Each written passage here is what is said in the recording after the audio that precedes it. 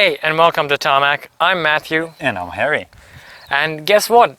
He's back, which is, well, good and bad because unfortunately we're missing our resident Brit today, which is a shame since we have two minis. That's right, we have both the Countryman C Classic and the JCW. That means that there's a Mini Countryman for everyone. Come, let's take a look at these two. Now, a few things that denote the Countryman C Classic from the JCW. Firstly, you have these 18-inch wheels, which are the asteroid design. The paint on this one is called Melting Silver the Third. Yes, I know, but don't get me started, or Dave or Harry for that matter, about car colors. You'll notice that it's complemented by that jet black roof as well. And then as I move to the front, the headlights are framed in these digital LEDs. Once again, you can change the combinations. There are three different ones available. There's the Classic and there's the JCW, as well as the ones that go all around. The grille itself, again, all blacked out like so. And once I move over to the JCW, you'll notice a few different things with the front of this car. So firstly, the grille itself has very much a racing or checkered flag look to it, apart from, of course, Captain Obvious, the John Cooper Works badge on there, and the complete sort of blacked out look that it has. The color scheme as well on this one does change, so you do have this sort of legend grey rather than black as it might look on camera, complemented by accents which are finished in chili red. The other thing is the wheels. So the JCW gets upgraded wheels which are 20 inches like so, and they are two-tone flag specifications. So those are some of the key exterior differences from the front end. Now, at the back of this Countryman C Classic, similarly to the front, they have done away with the chrome, and instead you have this sort of satinized metal finish on all of the badging there. Note that it just says Mini and Countryman across, and then as we go further back, you have more of that black cladding. Notice also no visible exhaust tip down the back there. The other key thing with this new Countryman are the tail lights. Now, these are fully digital LEDs, and you have three different options in terms of what graphic you can show. So there is, of course, the Union Jack pattern that you can have, or a more classic look, or similarly a JCW look, but we'll get to the actual JCW in just a moment. As I take a step back further, you have this sort of design plaque over here. Again, it's got a stylized half Union Jack going on there to denote that this is the Countryman Classic. But if you follow me across to the JCW, you'll notice that the plaque all of a sudden has changed and matches the color of the roof, again, as with the Classic. But you have those three words noted on there, John Cooper Works, and the all four, noting that this is in fact a four-wheel drive car, whereas the Classic is only two-wheel drive.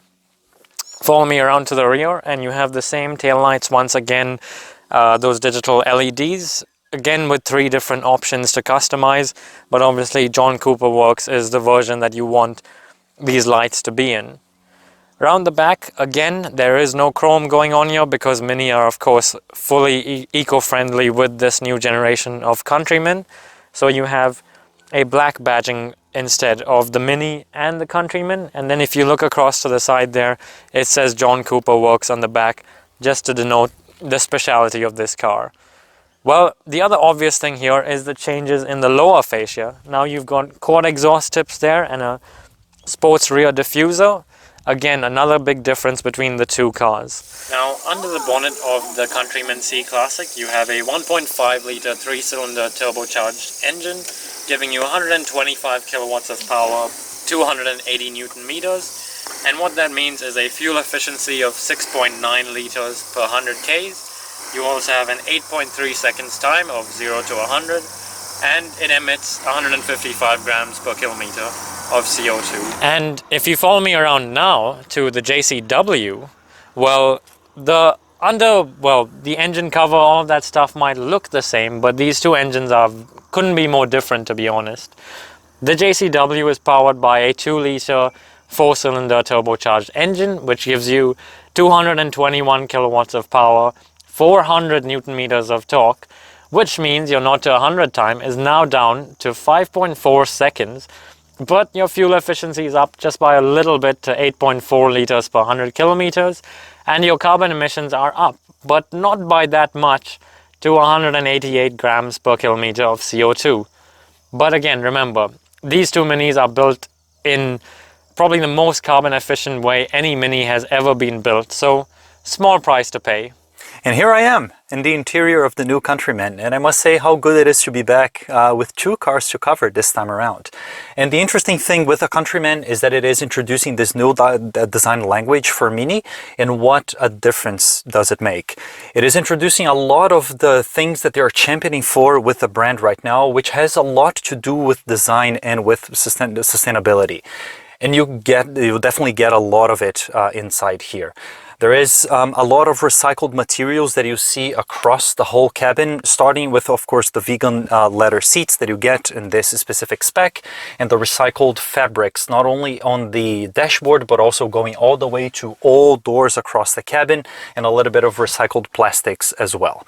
I really liked what they did with the fabrics because it does elevate the cabin a little bit more, and of course it eats a little bit of the noise, and it's really clear as you drive the older gen and then you migrate to this one how much of an improvement it makes in terms of refinement and bringing down the noise floor for the cabin as you drive along in the city. It definitely is a much more spacious car than the previous gen. I think that this is one of the things that really caught my attention, and this is really made more apparent with the things that they've done with the center console in here. So the first thing is that they migrated the few buttons that you get in the cabin to this one single line in here, where you get that very classic engine start button. And then in regular Mini fashion, you get this circular dial that dominates the interior experience, at least on the front seats. And this time around, we have a display that is 240 millimeters in diameter. And what you get in here is pretty much everything that you want to do with the car. You interact via this screen. So you'll get in here all the things that have to do with navigation, your media, even now something that you have, which is Spike, the new voice assistant that will do a lot of the things that you want to do with the car, and also all the things that will have to do with your trip information, the assistance packages that you are using, and then all of that can be greatly customized in regular Mini fashion, once again, depending on how you want to have the car suit your driving preferences. And this is now done through the experiences menu that you have down here, that is once again selected via those sort of like fighter jet buttons, the same way that they have always done. The interesting thing with this specific model that we are in is that it is the one that has the most options for you to choose from in here. So as I flick through this selector, you will see that it goes all the way from core, green, vivid, timeless, personal, balance, trail, so on and so forth. Of course, not leaving out of the equation the go-kart, which is the one that is the most famous in Mini land. What it will do once you actually select one of them is that it will tailor everything in the screen to reflect your selection and play a little sound that goes alongside it, and that's why I was waiting a little bit for it to kick in.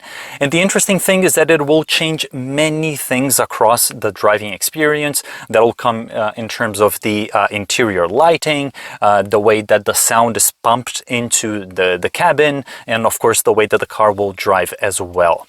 Many of these things will also change a little bit of the driving experience. So if I flick all the way there to the go-kart one, you will see that once it plays its sound,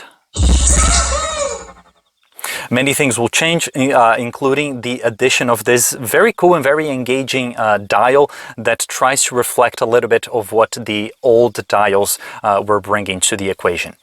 One thing that doesn't change as you flick through those models, and that will of course be the key part of your interaction with the car, has to do with the climate, which is now all controlled through the screen, and you can do that via the selectors here on the side for the dual zone climate control. That includes heated seats and a heated steering wheel. or if you want to go to a specific menu, this is where you would interact with all of it, but there's heaps more. If you go back to the home menu and then you open the apps, you will see that there will be a lot of things that are specific to the Mini, such as the displays, the driving settings, those experiences that we were talking about, the selfie camera and all of that. But also, this is the first time where Mini has offered wireless Android Auto and CarPlay across the range. So everything that you want to do with your phone can be done wirelessly, because you get a wireless charging pad here just below where my phone is sitting right now. And then as you go into CarPlay or Android Auto, it will use most of the real estate of the screen, while also reserving things up the top and at the bottom for the things that never leave your view, such as the speed at the very top. That will also include RPMs and your range, and then down below the commands for the things that you will always want to have handy, such as navigation and your phone settings and all of that.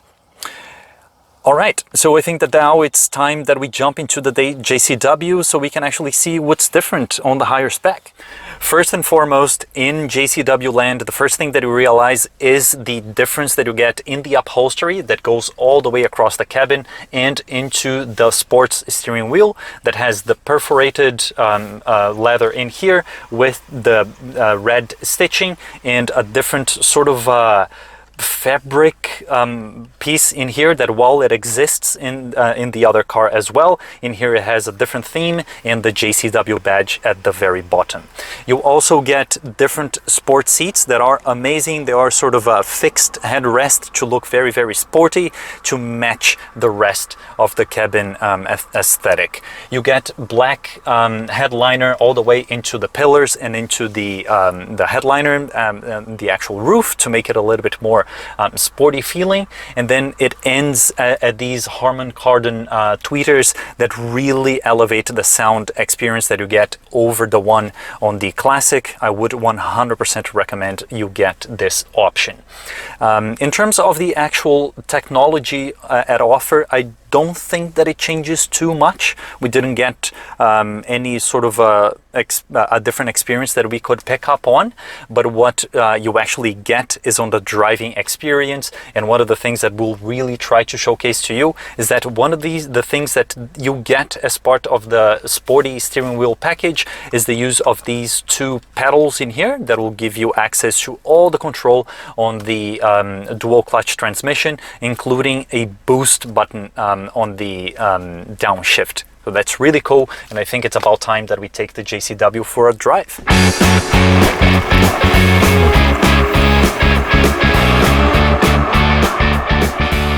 Okay, so if you've been looking so far at our video of the new Mini Countryman and wondering, gosh, that looks larger than the last one, well, you wouldn't be wrong, because it actually is.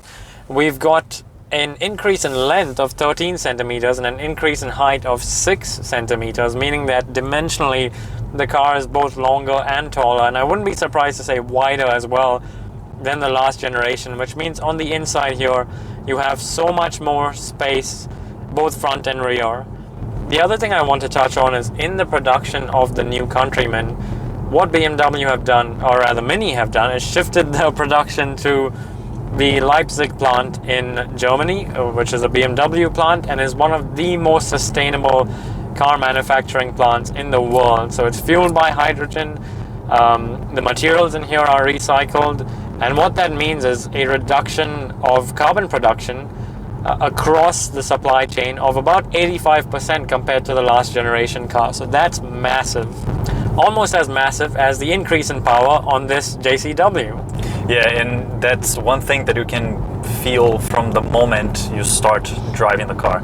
I think that the dimensions made it a little bit less mini, so to say, because it's definitely grown, but the driving experience does not feel less mini at all. You still get the connectiveness that it all has always offered, this very eager sort of nature that is very famous on the Minis. Of course, it's more prevalent in the JCW spec, but it's still something that you can get across the whole Countryman line.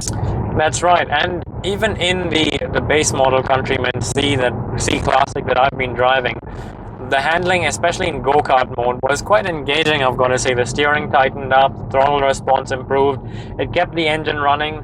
Remember that the C Classic is now a mild hybrid, a 48 volt mild hybrid, and that system actually hides underneath the boot, leaving you only a little less space underneath the boot floor compared to this all-4 JCW, which theoretically a four-wheel drive car should have more compromised boot space, but it doesn't. It actually has more boot space underneath the floor than the Classic. Go-kart mode, yes, sharpens things up, makes the steering a lot tighter, the acceleration faster, turns off the auto start-stop, stuff like that, giving you a lot more engaging go-kart drive, as many like to call it. But then you get a chance to explore the other modes. Although in the JCW, you really want to be in go-kart, right? Yeah, that's right.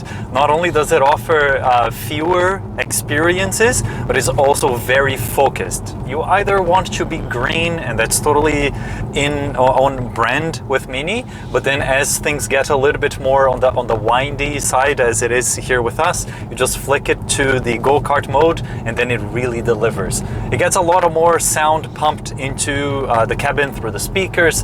As you said, the steering, the braking, the acceleration, all of that gets amped up a notch. The only thing that it might be lacking just a little bit is the feedback, but it's something that we have seen with BMW products across the range, across all their lineups, and it's a result of them trying to offer you a more isolated and more luxury sort of feeling driving experience, which this is a massive leap forward in comparison to the previous gen. And remember that these are mainly used as city cars, and drivers are not really looking for that much of steering feedback and engagement. So in a way, the more relaxed modes, yes, lack steering feedback, but stuff like that only matters to keen drivers and car journalists, let's be honest. The average Mini driver is probably happier to have a lighter steering wheel to maneuver around mall parking lots and sort of inner city roads and things. The other thing I want to touch on is Harry noted the soft materials that have been added all around the cabin, the recycled textile materials, and what that means is it's pretty quiet in here, even on a rougher road like this, when we're in the JCW, which is sitting on 20-inch wheels.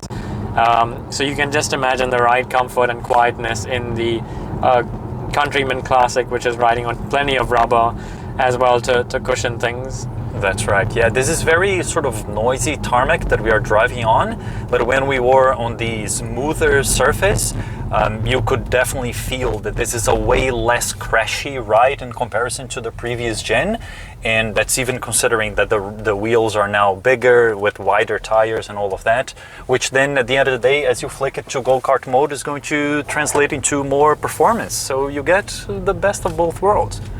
And it's not only in the actual performance where they've upped the ante with the JCW over the regular car. They've added other luxury trinkets like the seats, as Harry mentioned. You also get a premium Harman Kardon audio system to add to the experience in here. But as a result, I've got to say that the Countryman Classic C has a lot of equipment for its price level, and certainly as a base offering. In fact, it has exactly the same suite of safety systems as this John Cooper Works car does. So you don't feel shortchanged at all by going for the entry-level option. Not at all. Being back-to-back in the two cars, yes, there is a little bit less of the special feeling with all the things that JCW adds to the whole experience, but in terms of tech and safety amenities, you're not shortchanged in the slightest. However, where you might feel shortchanged is in an aspect of the drive. So both of these cars have 7-speed dual-clutch gearboxes, but the Countryman Classic has a mild hybrid system, as I mentioned earlier, and you do need to pay attention when you're pulling off from intersections that you do get a bit of a jump instantly with that mild hybrid system before the engine kicks in and you get the power, but you do need to be prepared for that. Otherwise you could find yourself in the middle of an intersection trying to search for the power and it's just not there. So it does take a little bit of getting used to in terms of the driving, which is where the JCW offers a more authentic, traditional driving experience, you can say. That's right. We both experienced this sort of behavior, trying to get off. It's very sort of on brand with dual clutch transmissions. But also, on the flip side of things, one other thing that you also get with the dual clutch, and in this case here is implemented to perfection, is the thing that I mentioned in the interior of the drive, that as you bring it down a gear and then you hold the boost button, as you can see, it really amps it up a notch, and you can extract everything from the dual clutch, and it is so good. You can easily get to license losing speeds in here, and it really helps you extract everything from this powertrain, which in usual Mini and BMW fashion is really well integrated. It reads your mind and it knows exactly at what gear you want to be and how you can extract everything from the driving experience. This is probably one of the highlights of the JCW. So there you have it, the new Mini Countryman range. We've reviewed the C Classic and the John Cooper Works. The new range is bigger, taller, more technology packed, more efficient and more environmentally friendly than the last. And I think they've improved it in pretty much every metric possible. So does it feel like they've improved it? Absolutely. This is a massive leap forward in terms of the Countryman range. Not too long ago I experienced the previous gen, and while you can see where they started off from pretty much every single dimension, you can also see that they have improved pretty much everywhere. That's exactly it. What they've done is gone and made the Countryman the proper big Mini now. It's not sort of stuck in a no man's land anymore. It knows exactly where it should be, and the people out there know exactly why they need it in their life. There you go. Thanks for watching. Make sure you subscribe. It'll be around here somewhere as always, and we'll see you on the next one.